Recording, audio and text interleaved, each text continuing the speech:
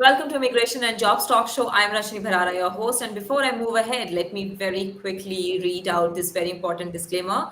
By watching our videos, you agree and understand that the information provided by our experts and attorneys, including comments and replies from users, is not legal advice. Use of information is at your own risk. All right. Welcome back, everyone, to Immigration and Jobs Talk Show. I'm your host, Rajni Bharara, and today, we are diving into a topic that's on the minds of countless families worldwide. Studying and settling in the US, what are the myths and realities? I mean, there's no denying the allure of the American dream, especially for students aspiring to study and build a future in the United States. But how much of what we believe is rooted in fact, and how much is simply a myth? To help us separate the truth from misconception, we are joined by a very distinguished guest, Attorney Prashant Ajmera, with years of experience guiding students, families through complex journey of studying and settling in the US. Prashant brings unparalleled insights and practical advice. So stay here because this topic is going to be interesting and the questions are going to be amazing and the conversation is going to be amazing. So now, without any further ado, let me welcome Prashant to Immigration and Jobs Show once again. Prashant, welcome back. Thank you, Rajni. Thank you, Rajni. That's always a pleasure to come back. And very nice. I think the show is moving forward very well. So Right. happy to be back. Thank you so much. Thank you so much for taking our time and coming back and doing the show, Prashant. It's always a pleasure having you. I love your insightful answers, and you actually go deep into the questions, and you try to possibly give a very detailed answer. Is what I like the most about you. So thank you so much for that. Thank you. But before I ask you my first question from today's show, Prashant, I would like to know, I would actually try to get a reaction from you because now, we saw that the Republicans have won and Trump is back to, I mean, he will be back in January. So, I mean, there are mixed emotions all over social media. Some people are happy and who are not supporting Trump are not happy. How do you react to this? See, Rajni, as you know, that I'm in the practice since last 32 years in this immigration industry. Hmm. And uh, even earlier also when Trump won for the first time, it was a similar reaction was there. So Hmm. look, I mean, it's a majority of the people has voted for him, and that's why he's the president of the United States. Right. But small number of people who are liberals do not like these conservative ideas, the way in which he's talking, and so on and so forth, and they say that this country is not worth living. So this exactly the same reactions happened 8 years back as well. How many people left? Yes, migration of people is just become a way of life for every country. There is no perfect country for anybody. So the people, small number of people move from that their home country to somewhere else for a better opportunity, better family compositions. You found your love somewhere else, or you found a business opportunity, or you want to do a better tax planning, better wanted to have a better quality of life. You think that Mhm. living at the seashore is going to be better. So, I mean, so I don't think it's just some reactions, I would say, immediate reactions, but nothing much going to happen. Most of the people are going to stay and continue to stay in the USA. But yes, it does create the jitters and, I mean, talk on the social medias, and it becomes the talk of the world. Oh, people are leaving America. Why we want to go back? But same reaction were there before. Right, but Prashant, how do you see how is it going to impact? How is it going to create an impact on India and on Indian immigrants? Is it going to be better or Say yeah? he cannot do anything to the legal immigration, people coming legally. They want Right. immigrants. He Hmm. didn't say that I don't want an immigrants. Hmm. What he says is basically, if you read carefully, is he doesn't want the people coming illegally, Right. and which no country wants it, and Absolutely. that's what he wants to stop. That this the American border has become like a banana republic. Anybody can enter, and thousands of people are coming, and from the north, from the Canadian border, from the south Mexican borders. So means no country would be interested in taking illegal immigrants, even in country like India, we have an immigrants problems coming from from the Pakistan, and also from the Bangladesh, the Rohingyas, and Sri Lankan from the south, and Chinese from the north, and we don't want them. But at the same time, as a country, we want the largest number of tourists coming to our country and spend money here. Right. So Absolutely. nobody, and even the similar reactions you'll see in Europe as well, that we do not want immigrants coming in an illegal way, in by asking for a political asylum where they have fabricated the document, fabricated the stories. That's what they don't want it. And tell me, who would like to have an illegal immigrants coming in their country, irrespective whether you are a small country, poorest country in the world, or you are a United States? No, and it should not be. I mean, so, and my brother is there in America, say, for example, I have to wait 20 years to get my green card, right? But I can spend 50,000, 80,000, or $100,000 and illegally, and I cross the border and come to America. How fair it is? No, no, And that's what absolutely. he's mad. That's what he's mad about it, and that's, I think most of the people mad about it is that stand in the line, come through the front door, don't come from the back door. Right, right. Absolutely. I mean, if you're legal, then you don't have to worry about anything, right? Yeah, If you're entering, exactly. It's not going to change at all. right. See, overall, these developed countries do want immigrants. They want tourists, and then every country wants it. But when it becomes an illegal, but people get confused between the illegal immigrants and asylum seekers, Right. and those ones, and then the students, and then the immigrants and family class and the investor class and EB5. People are getting confused without understanding everything. And most of the time, what happens is that the decisions, or somebody has given an opinion, people read the headlines and then they just go out and start believing or telling people, oh, now it's closed down. All the Americans, Indians are going to be kicked out. No way. It's not going to happen. If you are I legal think in they're just America, trying to nobody create a can fear kill you. inside people, right? They're just trying to create fear inside people. Otherwise, if you have done it legally, you have all the documents, you don't have anything to worry about. I mean, Worry about why? exactly. Yeah, why would they kick you out from the country if you have everything Yeah. ready? See, when Trump was there in the first term, it did happen that the scrutiny of the files were very, very strict. And that's also people don't like it.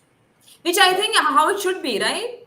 Well, that's how it should be, Exactly. that you have to scrutinize files. And why they scrutinize the files? Because too many people are waiting in a line in every category. So they have to reject somebody, particularly the immigrant visa. Right. Because immigrant visa, there is a fixed quota is there. They cannot issue a one more green card than the quota available. This is decided by Congress 32, 35 years back, way back in 88 or something like that. So they are bound by that one, and that's many visa they can issue. So if you're going to have, say, 10,000 EB5 visa, and 30,000 people are applying for an EB5, what's going to happen? Obviously, they're going to be very, very strict and reject the files on a small issues. Whereas before 2010, when we were doing EB5, and there were not enough files, they were not rejecting any files. Every file was approved. Every file was approved. Right, And right. even they are giving us the chances, the second chance and third chance to provide an RFEs and the documents and everything. But when the number of application increased, you have no chance. You have to make sure that all your documents are there in a one go, because they can issue only 10,000. That's the reality. So it's an up and down. People just worry for nothing. I mean, I have seen it. It does changes and everything, but if somebody believes that the door is going to close down and they're going to throw away every immigrants from America, I mean, they're out of their mind. Right, absolutely. And imagine, I mean, they are talking about deporting 11 million people. So, how many illegal immigrants are actually living in the US, right? I mean, it's That many scary. millions. Mhm. Say that many millions, because That it many has millions. built up. It has built up. See, Right. the first time the America given asylum to these illegal immigrants in 1986, if I'm not mistaken. That's Hmm. called LULAC. That if you are on a such a particular date in USA, irrespective of your status, we will give you uh, immigration. Now that 1986, the amnesty never came, but that one amnesty of 1986 has given a hope to the people till date. One day, the government will bring the rules and they will make me illegal. So I will continue to stay in USA in that hope, and people has died living in that hope. Right. I mean, it's good to have the American dream, but if you are planning to live your life like that, I mean, it's also sad. I mean, I don't think so. It's a good thing, also, right? You have to have a quality life and a good life, and you Yeah, sure. can't, yeah, you can't do it like that. And now, coming back to our today's topic, Prashant. So, we are actually supposed to talk about, studying and settling in the US and what are the myths and realities. So, I would like to start by asking you, so if you can please talk about what are some common myths and misconceptions that parents and students have about studying in the USA. And if we talk about the reality in 2024, so what exactly is the reality in, for Okay. this year? So one questions and episode finished. Oh, okay. That didn't. So okay, let's start with this one. Uh-huh. Let's go back to the history of the immigration started in USA, say about after the Second World War in 50s and 60s. Sure. And at that times, my cousin brother's older one has gone to USA in 65, 67. Within a few months, he got his immigrations and now well settled and very well, doing very well. And now is the third generation is in USA, right? Mm-hmm. Now that over the period of time, till I would say up to 2000, it was very easy and the green card lines were not there.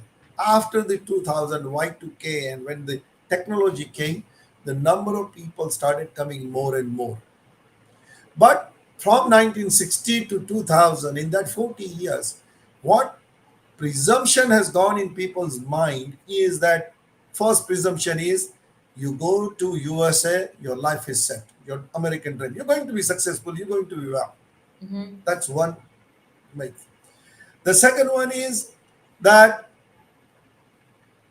as soon as he finishes job, he's going to end up with a good job and immigration is automatic after that. Mm. Now, the reality is that getting a job is very difficult. I know the question is already there on the chat, but on the chat. And the second one is that the number of immigrant, I mean, green card that the U.S. government or USCIS can issue is same 140,000 per year all over the world, and not more than 7% per country.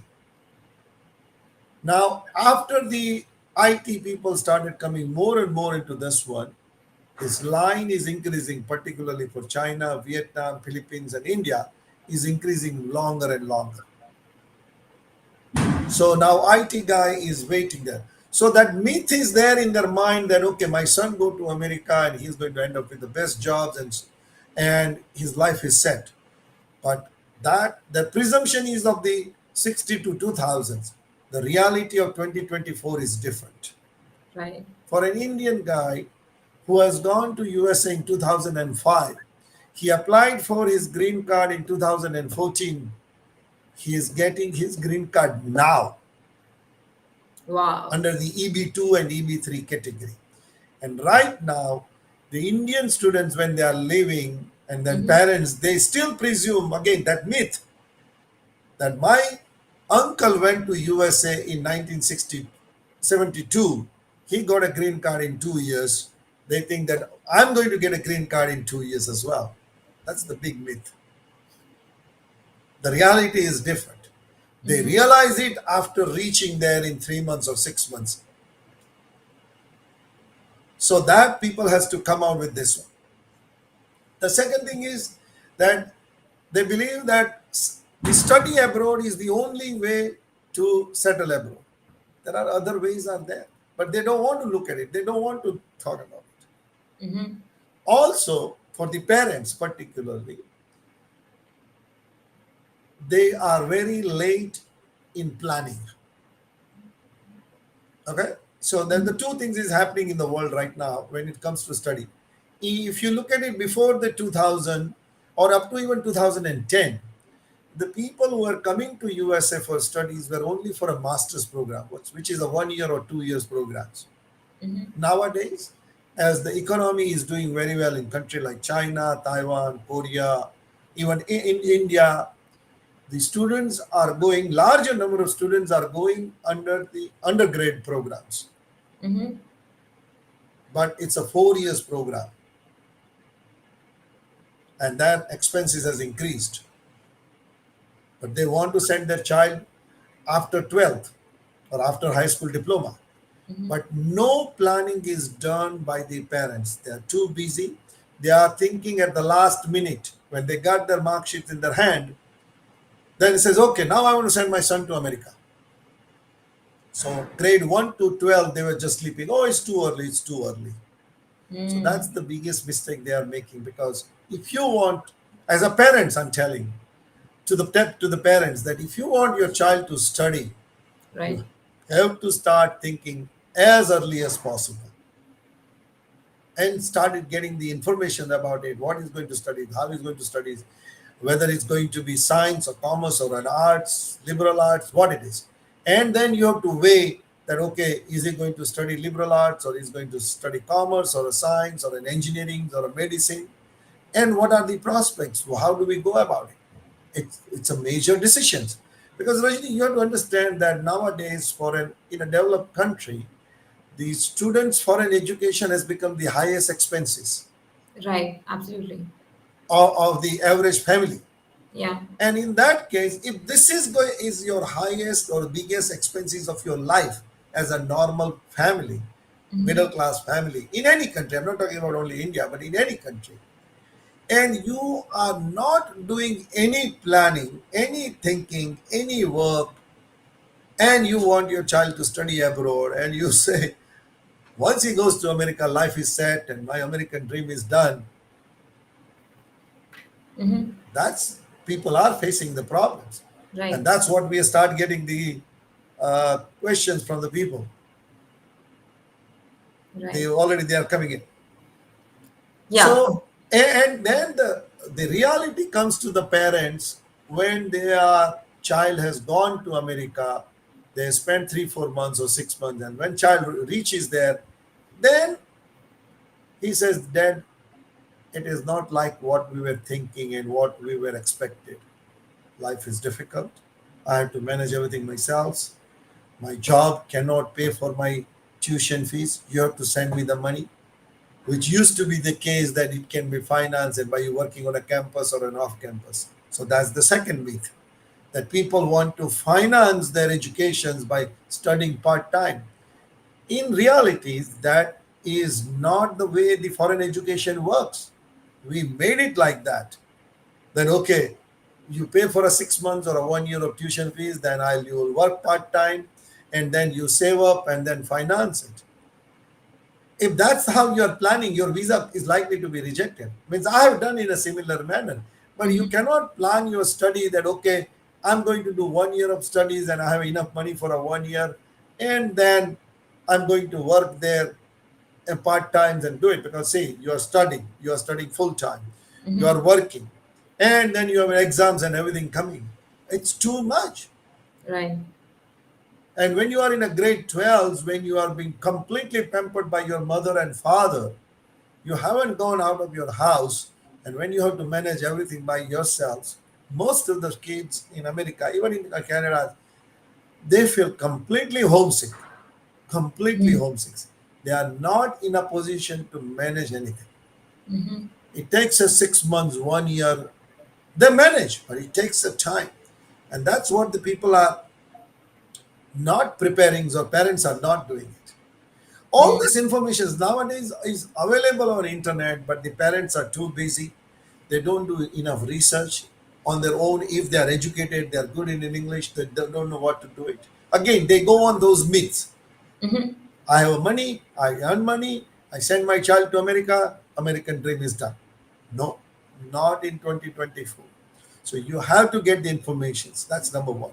Number two, if you can get the information, be ready to pay to a consultant or a good lawyer who can give you a career counseling.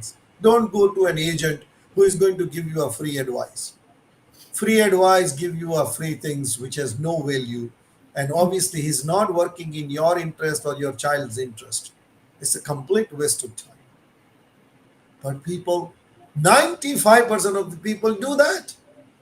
And then they reach there, they say that, oh, now how do I get my green card? How do I get my green card?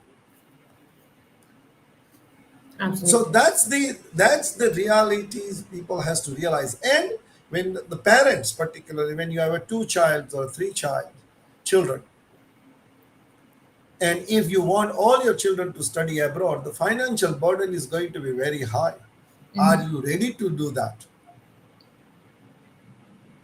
Are you ready to spend that kind of a money that three kids studying in America doing an undergrad? You are talking about almost $1 million Right. for their living expenses and tuition fees and everything. And then you go to this one. So first of all, as a parent has to do a lot of things, research on this one. Also, the additional things what the parent needs to do is their financial planning. That if they are saving the money for the children's educations, are they doing the right kind of a financial planning? Are they saving the money in a foreign currencies? All those issues needs to be looked into, because now as a parents from particularly from India's and neighboring countries, they are spending a lot of monies in foreign holidays and everything. But are they really saving money in foreign country? No. So the dollar effect is also hurting you. The difference of the tuition fees in the locals and the internationals, most of the parents are not aware of it. They realize it afterward. Are, if we would have known before, we would have done something different, because the tuition fees difference between the international students and the local student is big, particularly in USA and in Canada. It could be difference of 30% up to 40%. In Canada, it could be up to 80% difference. And tuition fees is also increasing. And also, the worst thing the parents can do is taking the education loan without realizing that how you're going to repay those education loan. You borrow the money at almost 8%, 9%, 11%. I don't know what's the interest rate on this.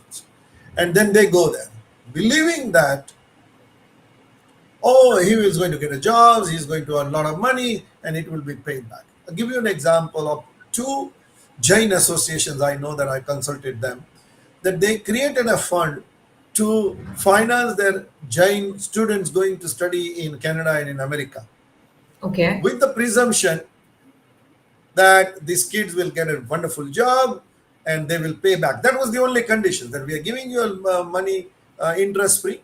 Go and study in America or Canada and you pay. But the students were going without any preparations, without any realizing what kind of job they are going to get, how they're going to get their immigrations. So 65 crore rupees this organization lost in 7 years. My God. Because Goodness. these students, they were from their own community. They could not pay back because they didn't get the jobs, because they didn't do the homework. They didn't do the preparations. It's a 2023, 2024. And if you don't do your homework, your American dream or Canadian dream is way far away, way far away. And you're going to start hating America and Canada rather than loving it. So Absolutely. these are the things for the parents. Then certain things I mentioned, the myths about the students. That first and biggest one is that they are always in a hurry and a peer pressures. My friend is going, I got to go as well. Don't do that. Right. You have to do your own assessment. You can't depend on that my friend is going, so I got to go. The second one is particularly in Asian countries, in India, in Gujarat, in Punjab, They all want to go to America, Canada, these English speaking countries, but their English language skill is pathetic, very bad. So Mm-hmm. that they have to improve on it early enough. That parent has to take care of it.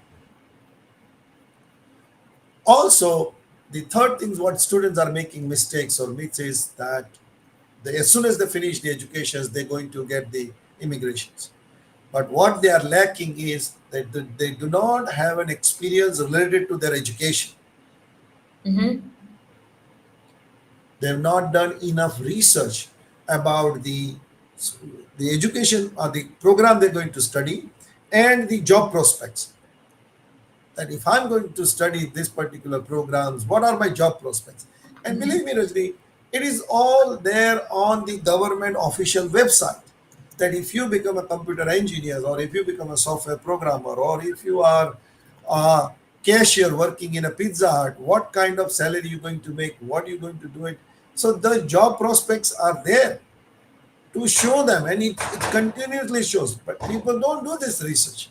It's only when students come to us and when we give them, then they say, "Oh, we never knew that this kind of thing is available." But it's very systematically published by the government of USA that if you take a particular job or particular study, what field you can work, what kind of salary you can expect, where you can find a jobs, all those things are there. But that research work is hardly being done by the students. Also, they do not understand the education system, and they go to the agent and say, "Get me an admission into any education institutions. I want to go to Canada by January intake. I want to be out of means in USA by January intake." That's the way you don't go and study abroad. And then you complain that there are no jobs available. It's very difficult. The government has made very difficult rules. Believe me, the government has not changed the rules at all. Mm-hmm. Even in Canada and even in India, I mean US as well. But as the number of more people are coming, people who are not wanted in Americas are coming. So obviously they feel rejected and they say that okay, there is nothing there. As I mentioned before, the students are depending on that they're going to do a finance their education by part-time jobs and a loan. It is going to be very, very bad. That you're not going to. It's going to affect your education. And the biggest myth is that I go there to America, study, I'm going to get a job, and I'm going to get my green card. Mm. That's one, two, three steps, just like that. And that 7 years of that whole planning in their mental health is vanished in 3 months of their arrival in USA. Wow. That study is going to be very hard. Getting a job is very, very difficult. And immigration, if I'm from India, is going to take me 20 years before I get my green card Mm. under the EB2 and EB3 categories. And the last part, a couple of points is with respect to the licensing requirement. Mm-hmm. That when you are working as, say, for example, civil engineers, if you are working as an electrical engineers where it needs a license, architect, doctors, paramedics, lawyers. Now, in India, our system is different, or in our Asian country system is different. What it is that you finish your graduation, then you get your license, right? Right. So you can start practicing your profession. Whereas in the Western countries, that's not the case. So if you are a civil engineer, you think that okay, I go to America, do my masters in civil engineering, say for example, I will get my civil engineering license in New Jersey or in New York State. No, you have to take a licensing exam, and then you become a licensed engineer or bar exam if you are a lawyer, USMLE exams in medical fields, NCLEX exams for the nurses. So when your occupation needs a license, and it's a state by state, it is different. In 50 states, it's a different requirement. So now you have reached to an America.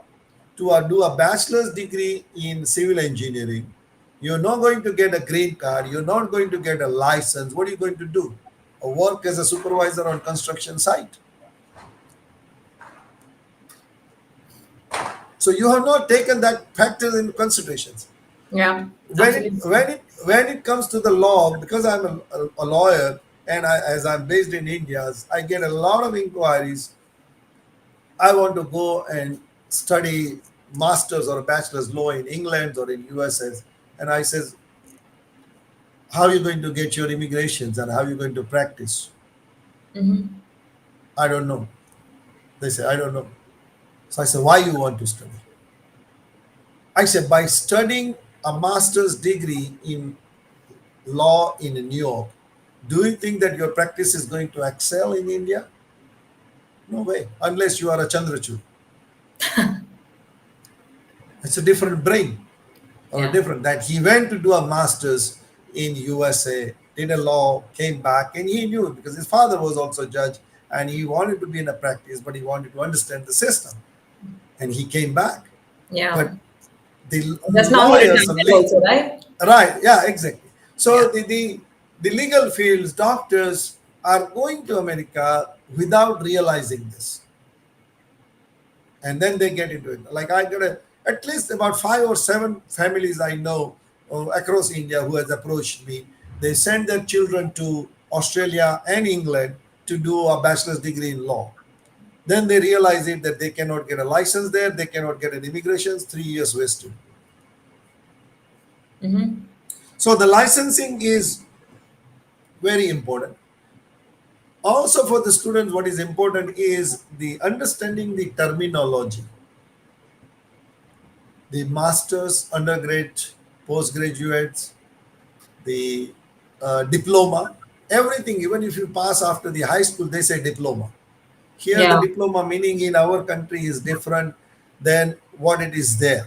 Right. And Absolutely. then this is the where the most of the agents, student visa agents, are taking an advantage. Post graduation diploma in. Mm-hmm. So by Indian standards or by Asian standard, we understand that okay, I'm after a bachelor's, I'm not doing a master's, but I'm doing a post graduation diploma. Mm-hmm. Whereas in America or in Canada, you are studying in a community college after 12th. That is also post graduation diploma of two Yeah. years or 3 years. So now you have completed a bachelor's in engineering in India, and now you are doing that post graduation diploma after 12th in America or in Canada because they forget couldn't understand the terminologies and the Right. agent has taken them for a ride. And also they think that study is the only way to settle abroad. No, there are number of ways are there, number of things are there that you have to keep it in mind. And as a parents and families, if you want, still these are the wonderful countries to study, live and settle. But you now in 2024, you need a lot of research to be done, a lot Mm-hmm. of work to be done, and then you have to do the path that how do I go and what do I do it and how do I settle, whether it is for me or not. And I say to my all my clients that after listening to me, after paying for me and my consultation, if you decide that I do not want to go to America, I say that is also a good decision, that you made your informed decision, that I do not want to spend 2 crore rupees in doing my bachelor's degree. And I have clients like that. When I explain to them that if you have 2 kids, you're sending them for a bachelor's degree, and it's going to cost you 150,000 each, 300,000 plus living expenses and everything. He says, Mm-hmm. Mr. Ajmera, it's beyond my means. I cannot spend that kind of money, Mm-hmm. or I do not wish to spend that kind of money. And they decided that okay, let me finish bachelor's years and we'll think about masters. Mm. Huh? But yeah. Yeah, go ahead. So Prashant, actually, I'm getting a lot of questions here Okay, from so let's go to the people. questions. I think I've done enough talking, and so let's go to the questions. Sarvesh, Arvind. No, I love actually listening to you, and you are making such important points. And I would like to take Arvind's question. So Arvind is actually asking about H4 EAD and STEM OPT, which I would like to take. But Arvind, please wait for a minute because I really want to ask this question because sometimes Prashant, what happens is, there are parents and there are families who are financially well off and who they think that if they have money, so they can, it's easy for them to send their children abroad and it's easy for them to get admitted to a good university and college. But do you think that having enough, like, good finance or having enough money is will help their children to get a green card or to get into a good university, or good research is very, very important? At what level? Bachelor's, master's, or PhD? I mean, just to start with. See, you people generally they come and tell me that I ask these questions, the same questions the parent comes and asks me. Okay, what you just asked me? That how do you help us? But I say, what is your objective? Do you Okay. have a big family business here that you want your child to get exposed? You have a lot of money. You want your child to get exposed to the American universities, educations, create your network with your alumni, and so forth. And he's going to come back and join the family. I said, yes. Okay. Well, then probably if your child is good enough, go and take an admission into a good university, try for that one, and he comes back. Do you want your child to settle in America? And which is 80 to 90% of the parents is going to say, yes, that's our plan. Then you need a much more plan, what I just mentioned to them. That what are you going to study? How are you going to study? What in which university you want to go? You want to go to the Ivy League, you want to go to the A grade, you want to go to the B grade, C grade. Universities are good, but then what occupations you are going to go after it? What is the job prospects for that one? All those things needs to be put it in a line. Mm. And that particular professions or an occupations what you're talking about or thinking about need to be researched. Like just last Friday, I had a girl and father called me, very wealthy, and father said, my daughter is going to go to Australia to do social work, social worker. So she wants Mm. to take it. I says, okay, that's something new. So Why he not do says, that okay, why not do that in India? I mean, social work can be yeah, done in no, no, India too. but so she wants to get it. So she did some little bit of research that if I take a degree in social work in a bachelor's, then Right. I'll get my immigration very quickly. I says, Mm, okay. So okay. that the point was very clear that she wanted to get an immigration and she wants to settle there. She's working in a very premium school right now. So then I said, okay, I understood, but I realized it that she has not done the half of the other research. I said, do you know what the social work is involved? He says, well, we do these research papers and I do these writings in this one. I say, yeah, in 11, 12, what you're doing in your social studies is different. And working as a social work is different. Social worker. And then I had to find out exact definition of social worker in Australia and read out to her that this is the work you should be doing in Australia. So you go for your bachelor's. This is the work you should be doing in Australia if you are ready to do that. And if you do that 2 years of work, you will get your immigration in no time. But Okay. if you said, but if you say that I'm not going to work, I'm just going to finish the degree, then you're not going to get an immigration. And that's where she was hesitant that she needs to work in old people's home. Now she is coming from very wealthy people, a very Right. wealthy family, taking care of the drugs addict, taking care of the small kids, the Mm. autistic children, Right. bringing the government programs in the particular cities or a state, bringing it to the underprivileged people in that country by their standard. And when I started explaining this one, I can see the expression on her face. I said, gosh, I'm not going to do this.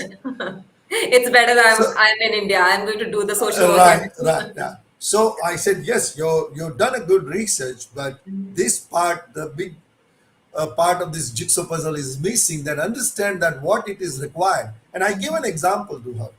it's happened to one of my clients that he was a bachelor's in pharmacy, and in a hurry he went to New Zealand, and he took a program in this same thing, taking care of the old people. That diploma he took it, so he got it. But Mm-hmm. he is coming from a not very wealthy family, but well-to-do family. He Mm-hmm. had a hard time to convince that I have to go and take care of the old people, make a living out of that one, and work on that 3 years on in this one, get my provincial license that, and then I'll get my immigration. And it took him an 11 years before he can get his immigration in New Wow. Zealand, in New Zealand, because he didn't do a research about his job. Right. That what are job prospect, what is the job duty, and these are the standard there in the government books, and this is what the immigration officer referred to.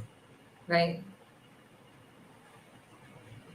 And it is all now, it used to be when we started the practice, it used to be in the volumes, and we used to buy those volumes every year or whenever the edition is there, but now it is all of them are available online Mm-hmm. for America, for Canada, Australia, New Zealand, and that's what you have to refer to it when you are talking about the occupations. And then the occupation outlook, that is also published by the government. That's what you have to look at it. Licensing requirement, whom do you go to? And that's where we got the informations and tell our clients. So that's where we advise that, look, guys, you go this, da, da, da, da.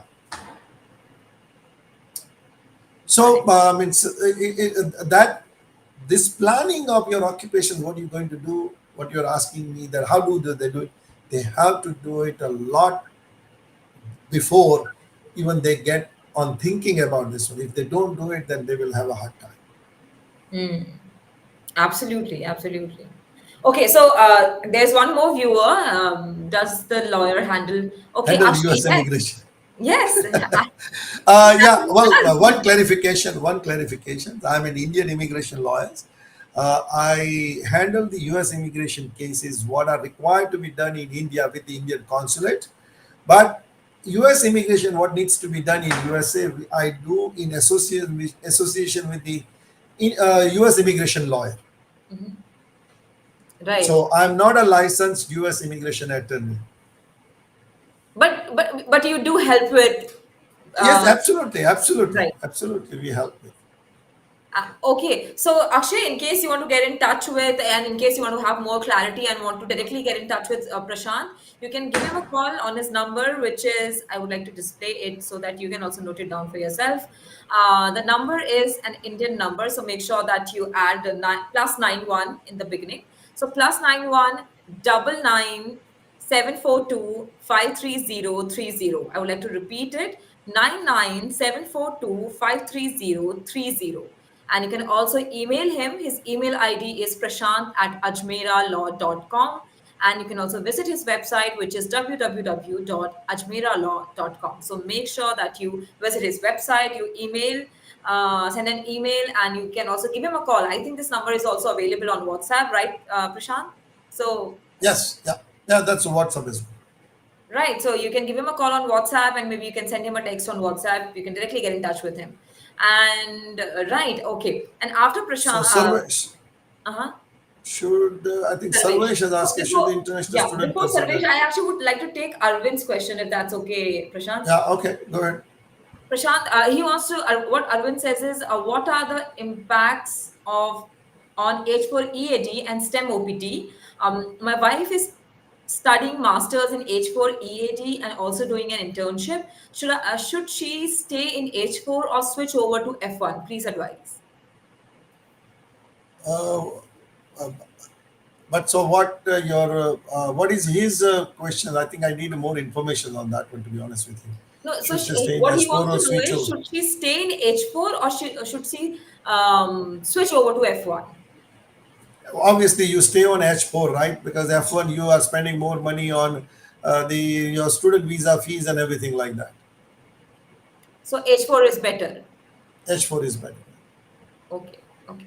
So, but Prashant, now I think with Trump coming back, there were also talks about that he might cut down on H1Bs, and then do you think Yeah, H4 are also, yeah, do you think H4 are also getting affected with that? yes. Well, what happened the last time, what he did was that they were not allowed to work. H4 people were not allowed to work. They Right. used to get an open work permit. Then again, it came back. So that's the again it might happen. We'll know in the new year. We will know. He will come up with a lot of new uh, regulations for sure. So we should wait until he comes back. Yeah, yeah. Okay. Okay. Okay, so thank you so much, Arvind. If you have any more question, please you can continue posting. If you have follow up, please post it in the comments below. For now, let me take Sarvesh's question. Sarvesh has asked something that is related to today's topic. He says, "I have heard that accessing healthcare in the US is complicated and expensive for international students. What are the realities of healthcare access, and what insurance option should international students consider?" It's only insurance. In the international students do not get any government benefit. Even like Americans also do not get any government benefits. There is no freebies available. Everybody has to take your own medical insurance. If you are without medical insurance, hospital will not let you in. So when you are an international student, you do need to take, and every university is asking students to take the compulsory insurance. Then it's up to you that how much more you want to take it. But when you are on a campus, they have a nearby hospitals and is there. And generally, when the students are sick, international students are sick, that particular insurance take care of their expenses and so on and so forth. So it's not complicated, but it's not free, but it's very expensive. Right. So you need to take enough insurance to cover your medical things. And if you have some kind of a medical conditions, my advice would be that take a bigger insurance. Otherwise, I mean, you can go bankrupt in America by paying the medical bills. Like, say for example, give you an example, extreme example. A kidney operation in India cost $10,000. There it's got $300,000, Uh, 30 times. yeah. So it is very expensive. Medical is very expensive. Plus the complicated what he might be Sarvesh might be mentioning was that waiting period. Because generally in the Asian country here in India, when you go to the private hospitals, means our test and the access to the doctor is done in like a few hours. There it can take a longer time because there are not enough doctors are available. They take their own time. They take their own time in checking, verifying, doing the test, and that is taken many a times. It can take sometimes a weeks to get your test done. Whereas here we try to do it in less than 24 hours. So that things could be difficult for the people to do it in a medical system. It comes, but if you have a medical insurance done, then you should not worry about it. Right. And, there's always a joke going around between Canadians and Americans because Canadians say we at least have, they say your country has so much problems, and then Canada say we at least have a better healthcare system than you. So, Right? Yeah, exactly. so yeah. Thank you so much for answering the question, Prashant. So now Kalyan is also here. Let me take Kalyan's question. So he says, I am commerce graduate from India, married with a kid, and in my 40s. I've been considering moving to the USA for a while, but I'm not sure when to start the process. Is it still right? Is it still the right time for me to consider an F1 or H1B visa? What other options do I have? Bad idea. Too late. Because say taking a consideration that he's the age of 40, if he comes, and I know of two families that they are really having a problem. That F1, that means at the age 40s, are you going to really go back and study? If you are passionate, certainly you can do it, but it's very hard for most of the people to do it. If you are experts in a field where you can get your H1 visas for making money, you can come and you can means basically continue to stay on H1 as long as you can. But green card would be 20 to 25 years down the road. So if you are 40, you already retired. And the second problem would be that your children would be over 21. Right now, he has two kids. Probably they are in the age of 5 to 10 years. But by the time he is ready for green card, the children would be already 21. So they will not be dependent on them.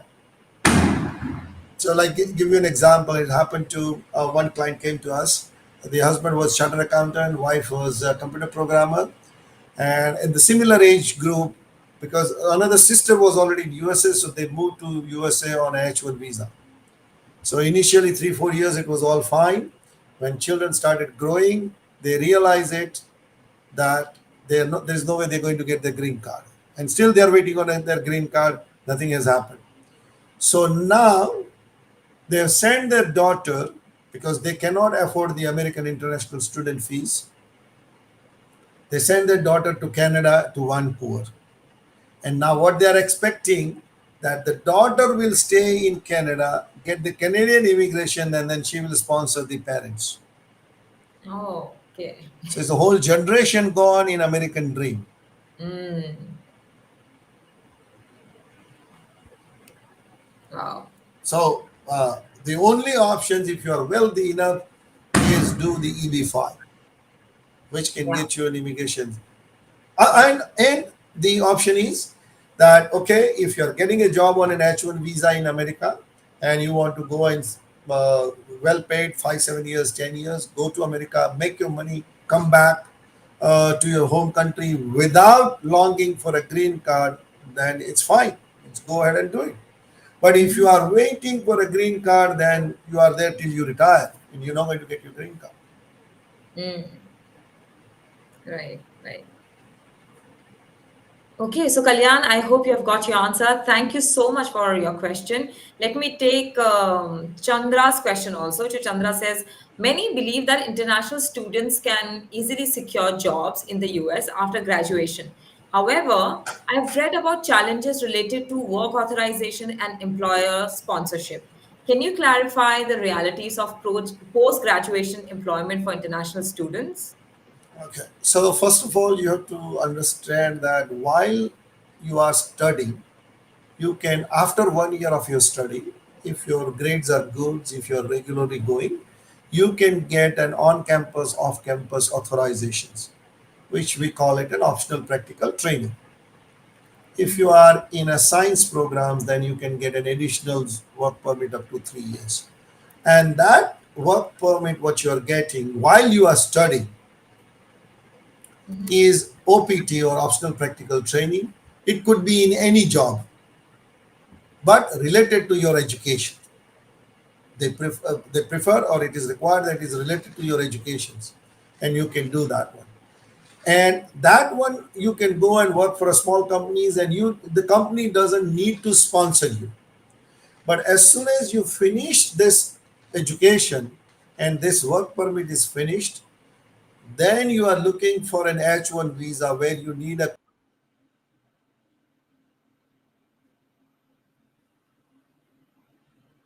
are going to stop them. That's to sponsor you, apply for an H1 lottery. You need to get selected in that one, and then you work for that company, and then again you pray that that company will sponsor for my green card and my I'm moving towards my American dream. So basically point I'm trying to make, Rajni, is the difference that while you are studying and STEM and OPT optional practical training, what you're doing is automatic, and you can go and work for any companies, and the company doesn't need to sponsor you.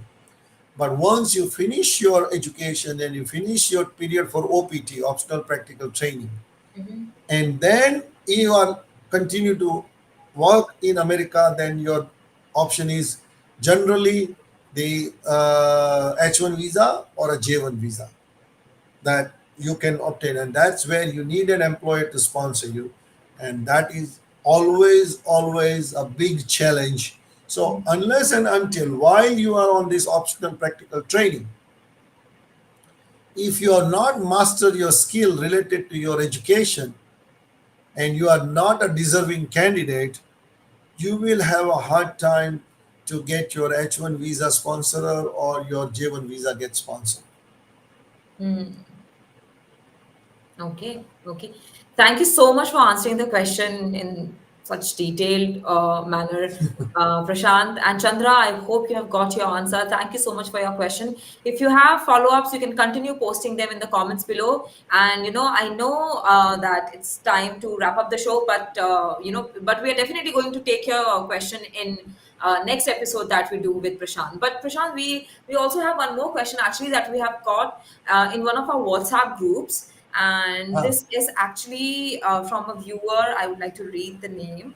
It's actually from the viewer named Gopinath. So Gopinath has posted this one in one of our WhatsApp group. He says, "Hi all, I'm planning to apply for H1B to H4 visa conversion. Any idea which location I-539 application needs to be sent? Anyone have any idea on this? My spouse already has H1B status, and I'm applying for this change of status separately." I have no idea of this particular office address of back of my head. I have no idea. Okay, okay. So we'll try to get an answer from maybe one of our attorney, maybe who knows about Right. this. Yeah, those Right, who are in USA, those who are doing on a regular basis, right. they might be in a position to answer. Means if he wants an answers, I can find out on doing this one where he can switch over and apply. But I have no idea about this one top of my head. Okay, no problem, Gopinath, but we will try to give an answer to your question. Maybe we are going to reply in that WhatsApp group where you have posted this question. We will try to get an answer from one of our attorneys who has an idea about this. So Akshay, what Akshay says, Prashant, is I'm planning to do a DO PhD in, I think he means doctorate PhD in USA. No, no, do PhD. Planning to Oh, do I'm planning. PhD in USA. Oh, okay. I'm planning to do a PhD in the USA. In Okay. USA. Yeah. Okay, very good questions. Okay, it will take me a good time to explain. See, again, when it comes to a PhD, it requires a lot of research. Here, particularly in Asian country, in India, when we finish masters, we just go to the university, write some thesis for a 3 years, study it, and you get your PhD, particularly in chemistries and physics and the management subjects and so on and so forth. Whereas in PhD, when you're trying to do an USA, not necessarily it is going to be an USA, because first of all, when you want to do a PhD in the USA, that means you are already a bachelor's and you have already finished your master's in your home country. If you have already done that one, that means you have narrowed down your subject to that the area in which you are want to do a research or trying to do a research on that. And it is very important that depending on the area in which you want to do a research, that you find out a right kind of an university where the professors and the research facilities is geared towards that your area of research or PhD. I'll give you an example. Like one client came to me. This has really happened with several of my clients. It happens that he wanted to not PhD but masters, and in a particular, but he was already like a research material. I would say student, very brilliant students in chemical engineering, and he came to me that I want to go to Austin, Texas, this particular universities, because I've done my research and they do this inorganic chemistries. What I want to do it, they are teaching that, so that's how I want to go it.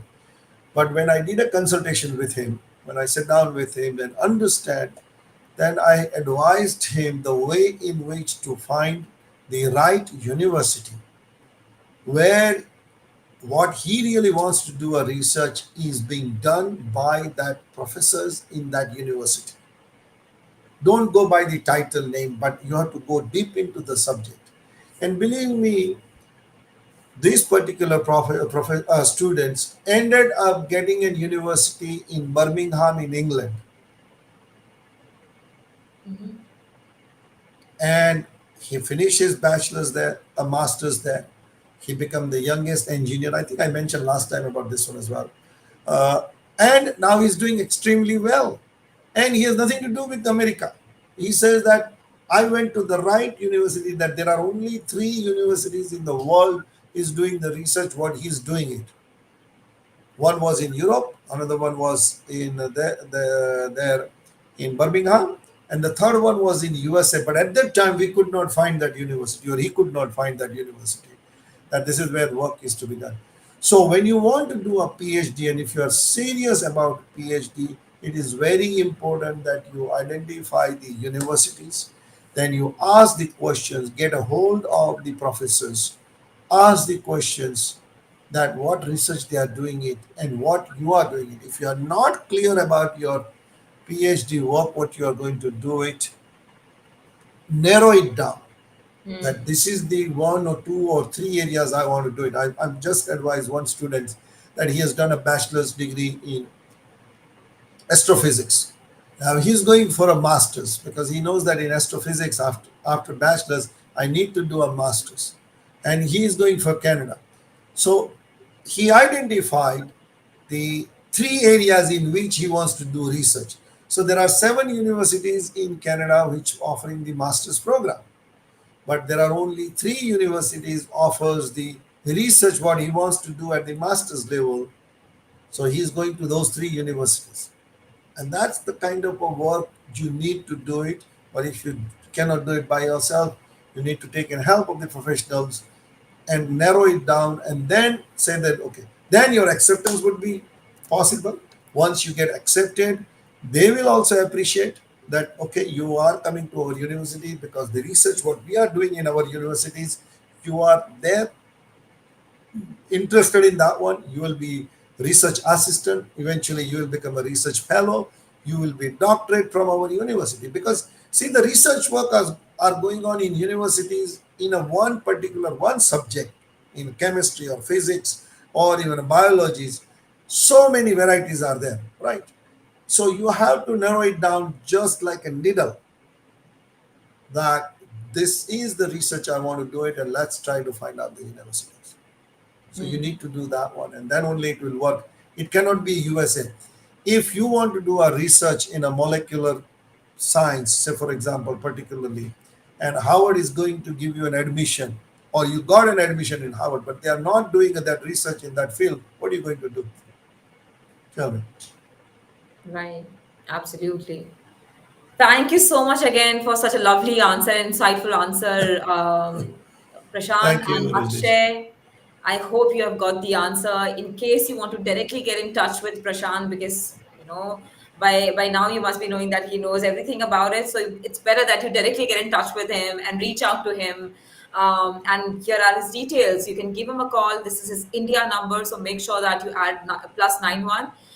His India number 99742533030. I would like to repeat it: 99742533030. You can also send him an email. His email is prashant@ajmeralaw.com, and you can also visit his website, which is www.ajmeralaw.com. Thank you so much, not just to Akshay, but to all the people who commented in today's show and asked their questions. Thank you so much, guys, for being here. And thank you so much to you, Prashant. It was Thank a you. great, great episode. I know there's so much to cover. I mean, I think Yeah. we were only able to do one question. Like you said, it Yeah, was. that's what I told you. That one question, then the episode is done. Yeah. But yeah, I mean, the other questions are there, and then whenever next week or week after, whenever we can do the other one, we'll cover more questions. Mhm. Absolutely, absolutely. Can't wait to cover, other questions with you so that people get more clarity and more answers about studying and settling in the US and the myths and realities behind it. But thank you so much again for being here. I know you're in India, and I think right now it must be too late for you. So thank 12, you. 12, Yeah. 30. So thank you so much. I hope you enjoyed the show today. I always enjoy, as I said, that this subject I can keep going on for hours and hours. Anyway, thank you guys. Thank you all of you for asking questions. I hope that I've given some useful information to you, Rajni. Thank you for having me, and to your team and everybody. You guys are doing wonderful jobs, and whenever you invite me, I'll be more than happy to join. Yes, we would love to have you back soon. Maybe, depends upon your availability. I'll get in touch with you, and I'll check your Sure, availability, and we'll schedule another episode with you. Thank you so much no again, problem. Prashant. Thank Thank you. you. Thank you so much to you, our lovely audiences. Thank you so much for posting your questions, for watching our episode, for being here. And we are going to have more webinars with Prashant. So make sure that you subscribe and you press the notification bell so that you are you know that when is the next show going to be with Prashant. So thank you so much for being here, and until I see you again, I'm Rajni Parara signing off for now. You guys take care, and don't forget to subscribe to Immigration and Jobs Talk Show. Bye for now.